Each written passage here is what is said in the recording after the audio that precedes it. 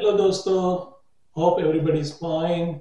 आज मैं आपको बात करने वाला हूँ accredited employer work visa for New Zealand. काफी सारे दोस्तों को क्वेश्चन है कि वीजा क्या है, क्या क्या डॉक्यूमेंटेशन चाहिए, कहाँ से हम जॉब ऑफर लाएंगे, अगर हमारा वीजा लग गया तो हमें आगे फर्दर वीजा एक्सटेंड कराने का क्या क्या चांस रहता है, आगे रेसिडेंसी लेने का क्या क्या चांस होता है। तो ये सभी फैक्ट्स को मैं आज कवर करने वाला हूँ इस वीडियो में। तो प्लीज आप मेरे वीडियो को लाइक कीजिए, सब्सक्राइब कीजिए, प्लीज सपोर्ट माय चैनल। तो हम आज बात करेंगे पहले जनरल रिक्वायरमेंट की, जिसमें एज, जो एज आपकी 55 या यंग होनी चाहिए। तो इसका मतलब अगर आप 56 और अबव है तो आपका वीजा नहीं लग सकता है। दूसरी इंपॉर्टेंट रिक्वायरमेंट आती है आपकी हेल्थ। यस, आपको इस वीजा अप्लाई करने के लिए जनरल मेडिकल कराना पड़ेगा एंड चेस्ट एक्सरे भी कराना पड़ेगा। इसका मतलब आपको फुल मेडिकल की रिक्वायरमेंट रहेगी। तो आपका ब्लड रिपोर्ट भी अच्छा आना चाहिए एंड चेस्ट एक्सरे भी अच्छा आना चाहिए। इसके अलावा आपको पीसीसी भी देना पड़ेगा। जिस भी कंट्री में आप 5 इयर्स एंड अबोव आप रहे हो, उस कंट्री का आपको पीसीसी की भी रिक्वायरमेंट रहेगी। जैसे आप इंडिया में हो तो आपको इंडिया का तो पीसीसी देना ही पड़ेगा। कोई केस में ऐसा होता है कि कोई बंदा यूके गया है स्टूडेंट वीजा में, फिर उसने वर्क वीजा में कन्वर्ट किया और वहां पे उसने 5.5 साल रहा, फिर वो वापस आया। अभी वो न्यूजीलैंड का एक्रीडेटेड एम्प्लॉयर वर्क वीजा लगाने के लिए सोच रहे हैं। तो या आपको इंडिया का भी पीसीसी कराना पड़ेगा और आपको यूके से भी पीसीसी चाहिए। तो अगर आप प्लान कर रहे हो तो आप मेक श्योर करो आप पीसीसी, यूके का पीसीसी रेडी रखो, जिसकी वजह से आपकी एप्लीकेशन में डिले नहीं हो। काफी सारे दोस्तों को क्वेश्चन होगा कि इस वीजा के लिए हमें इंग्लिश की रिक्वायरमेंट क्या रहेगी। इस वीजा के लिए कोई इंग्लिश की रिक्वायरमेंट नहीं है, या इसका मतलब आपको कोई इंग्लिश का टेस्ट प्रूव करना नहीं है, नहीं आईएलटीएस पीटी या कोई आपकी इंग्लिश की रिक्वायरमेंट है ही नहीं, विच इज गुड। ये हो गई जनरल रिक्वायरमेंट। अभी हम बात करेंगे मेन रिक्वायरमेंट की। जी हाँ दोस्तों, सबसे पहले इस वीजा अप्लाई करने के लिए आपको जॉब ऑफर चाहिए न्यूजीलैंड से। अभी ये जॉब ऑफर कैसे मिलेगा, कहाँ से आप जॉब फाइंड कर सकते हो, सबके लिए मैंने अलग से एक वीडियो बना रखी है, how to find job in New Zealand. सो आप उसकी लिंक मैंने डिस्क्रिप्शन में डाली हुई है, आप वहां से चेकआउट भी कर सकते हो, तो आपको थोड़ा उसके बारे में भी आइडिया मिल। अभी आपको मैं जॉब ऑफर के बारे में थोड़ा बहुत डिटेल में बताता हूँ।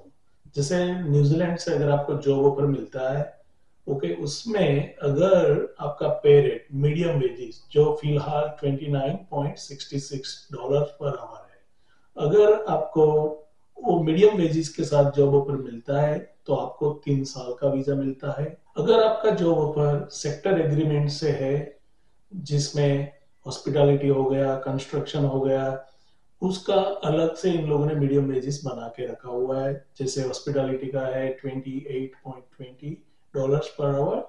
अगर आपको कोई हॉस्पिटैलिटी इंडस्ट्री से जॉब ऑफर मिलता है विथ $28.20 पर आवर की हिसाब से, तो आपका वीजा जो है वो 3 साल का नहीं आएगा, आपको सिर्फ 2 साल का ही वीजा मिलेगा। सो इसका मतलब अगर आपका जॉब ऑफर विथ $29.66 के हिसाब से है तो आपको 3 साल का वीजा मिलेगा।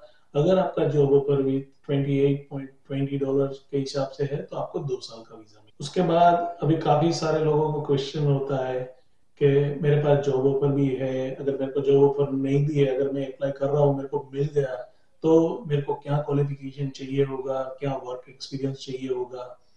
तो दोस्तों, आपको जो जॉब ऑफर मिला है उसके लिए जो आपकी कंपनी जो आपको जॉब ऑफर दे रही है, उसने टोकन लेके रखते हैं जिसको बोलते हैं जॉब चेक का अप्रूवल। उन लोगों ने जब जॉब चेक का अप्रूवल किया होता है तब पर्टिकुलर पोजीशन के लिए उसकी रिक्वायरमेंट वो लोग सेट करते हैं कि भाई हमें एग्जांपल कि हमें कोई स्टोर मैनेजर चाहिए, तो स्टोर मैनेजर के लिए कंपनी ने मांगा है कि बंदे के पास एटलीस्ट बैचलर का क्वालिफिकेशन होना चाहिए, जिसको न्यूजीलैंड इक्विवेलेंट लेवल 7 का क्वालिफिकेशन बोलते हैं। कि लेवल 7 का क्वालिफिकेशन होना चाहिए, या तो उसके पास 2 साल का रिटेल मैनेजर का एक्सपीरियंस होना चाहिए। इधर वो दोनों भी मांग सकते हैं या कोई एक भी मांग सकते हैं कि अगर आपके पास क्वालिफिकेशन है तो आपको वर्क एक्सपीरियंस की रिक्वायरमेंट नहीं है, अगर आपके पास वर्क एक्सपीरियंस है तो आपको क्वालिफिकेशन की रिक्वायरमेंट नहीं है।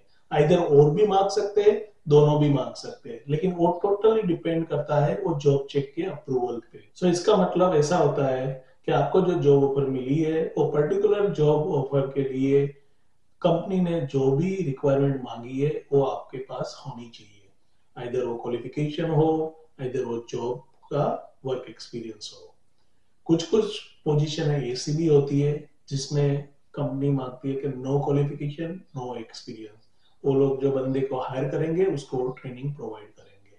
तो ऐसे केसेस में दोस्तों आपको वर्क एक्सपीरियंस की भी जरूरत नहीं है एंड क्वालिफिकेशन की भी जरूरत नहीं है। दूसरा एक पार्ट है कि कुछ पोजीशन ऐसी होती है जिसके लिए रजिस्ट्रेशन जरूरी होता है। Example electrician.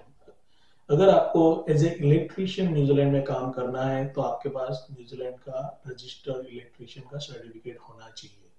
तो अगर वो आपके पास है तभी आप एज ए इलेक्ट्रिशियन काम कर सकते हो। दूसरा एग्जांपल कि अगर आप एज ए प्लम्बर यहाँ पे काम करना चाहते हो तो आपके पास प्लम्बर का रजिस्ट्रेशन न्यूजीलैंड में जरूरी होता है। तो अगर आपको ऐसे केसेस में आप विदाउट रजिस्ट्रेशन आपका वीजा अप्लाई करना है या तो आपको जॉब मिलना काफी मुश्किल हो जाता है। So to sum up the requirement, firstly आपकी एज 55 और यंग होनी चाहिए, आपके पास फुल मेडिकल होना चाहिए, आपके पास पुलिस क्लियरेंस सर्टिफिकेट होना चाहिए जिस भी कंट्री में आप 5 इयर्स और अबव आप रहे हो, आपके पास न्यूजीलैंड से जॉब ऑफर होना चाहिए फ्रॉम एक्रीडिटेड एम्प्लॉयर। उस जॉब ऑफर के लिए जो भी क्वालिफिकेशन रिक्वायरमेंट है या तो वर्क एक्सपीरियंस की रिक्वायरमेंट है वो भी डॉक्यूमेंटेशन आपके पास होने चाहिए। अगर उसमें वर्क एक्सपीरियंस की रिक्वायरमेंट है तो experience letter, joining letter, salary account, salary slip, income tax return.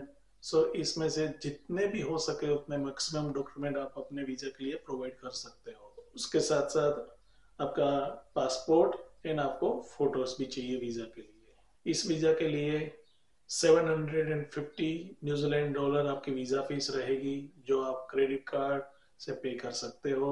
Visa का टाइम काफी शॉकिंग है आपके लिए, ओनली 3 डेज से लेके 50 डेज का टाइम है। काफी सारी एप्लीकेशन है जो इमिग्रेशन 3-4 डेज में भी क्लियर कर देती है और मैक्सिमम जो 50 डेज तक का भी टाइम लग सकता है। अभी आप में से काफी सारे लोग मैरिड होंगे, चाइल्ड भी होंगे, तो इस केस में आपको ये भी क्वेश्चन होगा कि अभी मेरा स्पाउस का क्या, मेरा चाइल्ड का क्या। सो अगर आपका जॉब पर मैंने जो पहले बताया कि 29.66 डॉलर और अबोव का आपका पे रेट है तो आपको 3 साल का वीजा मिलता है। इस केस में आपका पार्टनर अगर एलिजिबल है तो आप उसका वर्क वीजा अप्लाई कर सकते हो जो सिमिलरली आपका जितना लेंथ है उतना ही वीजा उसको मिलेगा। और आपका चाइल्ड अगर 5 इयर्स और अबोव है तो उसको डायरेक्टली स्टूडेंट वीजा मिल सकता है एज ए डोमेस्टिक स्टूडेंट।